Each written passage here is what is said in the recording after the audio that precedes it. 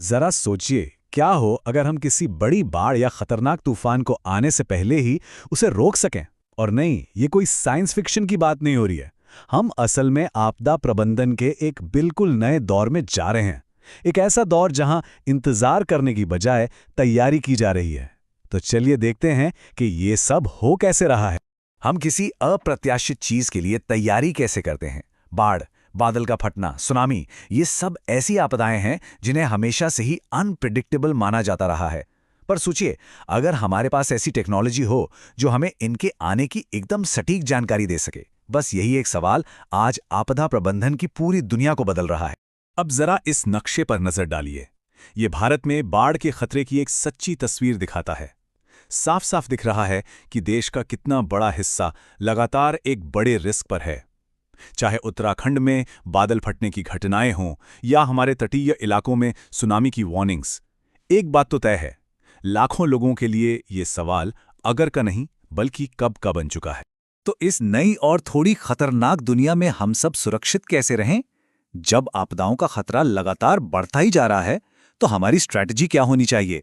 और ये समझना बहुत जरूरी है कि ये सिर्फ भारत की कहानी नहीं है। दुनिया भर के देश क्लाइमेट चेंज और आपदाओं के बढ़ते खतरों से जूझ रहे हैं। इसका सीधा सा मतलब ये है कि इसका सॉल्यूशन भी ग्लोबल ही होना चाहिए। अब इस ग्लोबल चैलेंज से निपटने के लिए एक ग्लोबल कोalition की ही जरूरत पड़ेगी। अच्छी बात यह है कि दुनिया भर के देश अब साथ आ रहे हैं ताकि एक ऐसा इंफ्रास्ट्रक्चर बनाया जा सके जो किसी भी तरह की आपदा को झेल सके। इसी ग्लोबल एफर्ट का एक बहुत ही शानदार उदाहरण है CDRI, मतलब coalition for disaster resilient infrastructure. ये भारत की एक बहुत ज़रूरी पहल है जो 2019 में शुरू हुई थी और आज ये एक बहुत बड़ी ग्लोबल पार्टनरशिप बन चुकी है। तो ये गठबंधन आखिर करता क्या है? देखिए, ये नेशनल गवर्नमेंट्स, UN की एजेंसीज और यहाँ तक कि प्राइवेट सेक्टर को भी एक साथ एक मंच पर लाता है। फिलहाल इसके 56 भागीदार हैं और इन सबका एक ही लक्ष्य है, हमारे इंफ्रास्ट्रक्चर को क्लाइमेट और डिजास्टर के खतरों से बचाने के लिए और ज्यादा मजबूत बनाना। देखिए, ग्लोबल कॉपरेशन तो जरूरी है, लेकिन असली बदलाव तब आता है जब नेशनल पॉलिसीज बदलती हैं। और इस मामले में भारत ने अपनी फंडिंग स्ट्रैटेजी में एक जबरदस्त क्रांतिकारी बदलाव किया है। ये स्लाइड अपने आप में पूरी कहानी कह रही है। देखिए, पहले क्या होता था और अब क्या हो रहा है। हम उस पुरानी सोच से आगे निकल चुके हैं जहां आपदा के बाद सिर्फ मलबा साफ किया जाता था। अब सोच है एक सुरक्षित भविष्य बनाने की, और ये बदलाव आया है आपदा प्रबंधन अधिनियम 2005 के बाद से।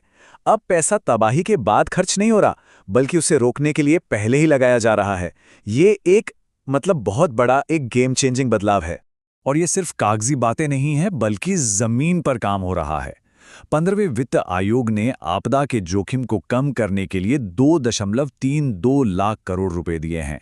ये एक बहुत बड़ी रकम है जो दिखाती है कि भारत इस नई रोकथाम की रणनीति को लेकर कितना ज्यादा सीरियस है। और बात सिर्फ ज्यादा पैसा देने की नहीं है, बल्कि पैसे को ज्यादा समझदारी से खर्च करने की है। अब फंड का एलोकेशन 3 मेन फैक्टर्स पर आधारित है। क्षमता, यानी पहले कितना खर्च हुआ, जोखिम का प्रभाव, यानी कितना एरिया और पॉपुलेशन अफेक्ट हो रहा है, और उस इलाके की संवेदनशीलता, मतलब पैसा अब ठीक वही जा रहा है जहां उसकी सबसे ज्यादा जरूरत है। तो ठीक है, हमारे पास सही नीतियां हैं और जरूरी पैसा भी है, लेकिन इस सोच को जमीन पर कैसे उतारा जाए? जवाब है टेक्नोलॉजी। चलिए देखते हैं वो कौन से कमाल के टूल्स हैं जो आपदाओं की भविष्यवाणी कर रहे हैं। तो मिलिए सी फ्लड से। ये एक असली गेम चेंजर है। ये एक वेब आधारित सिस्टम है जो असल में 2 दिन पहले गांव के लेवल तक बाढ़ की भविष्यवाणी कर सकता है। जरा सोच कर देखिए कि इससे कितनी जानें बचाई जा सकती हैं। तो सवाल ये है कि आखिर ये सी फ्लड काम कैसे करता है? मतलब ये कोई जादू तो है नहीं। देखिए, सबसे पहले तो ये नेशनल और रीजनल एजेंसी से सारा जरूरी डेटा इकट्ठा करता है। फिर एडवांस्ड 2D हाइड्रोडायनामिक मॉडल्स का इस्तेमाल करके ये बाढ़ के अलग अलग हालात को सिमुलेट करता है, मतलब कंप्यूटर पर चलाकर देखता है।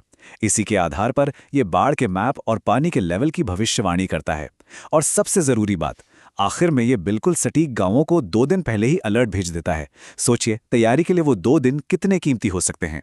फिलहाल सी फ्लड महानदी, गोदावरी और तापी नदी घाटियों में काम कर रहा है, लेकिन प्लान इससे पूरे देश में फैलाने का है। ये एक ऐसा सॉल्यूशन है जिसे बढ़ाया जा सकता है और जो पूरे देश को सुरक्षित बना सकता है। बाढ़ एक बहुत बड़ा खतरा है, इसमें कोई शक नहीं। लेकिन कुछ खतरे खास इलाकों के लिए होते हैं, जैसे कि पहाड़ी क्षेत्र।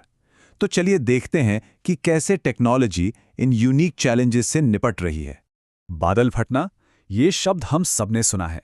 आईएमडी के हिसाब से ये तब होता है जब 1 घंटे के अंदर अंदर 10 सेंटीमीटर या उससे भी ज्यादा बारिश हो जाती है। ये एक अविश्वसनीय रूप से तेज और खतरनाक घटना है। अच्छा, पहाड़ी इलाकों में बादल फटते क्यों हैं? इसकी वजह है ओरोग्राफिक लिफ्ट। आसान भाषा में समझाता हूं, जब नमी से भरी हवा पहाड़ों से टकराती है तो वो ऊपर उठने को मजबूर हो जाती है। अब जैसे जैसे हवा ऊपर जाती है वो ठंडी होती है और भारी बादल बनाती है।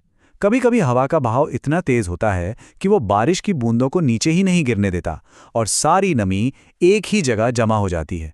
फिर जब वो बादल और नमी नहीं सह पाता तो वो फट पड़ता है और कुछ ही मिनटों में इतनी जबरदस्त बारिश होती है कि अचानक बाढ़ आ जाती है।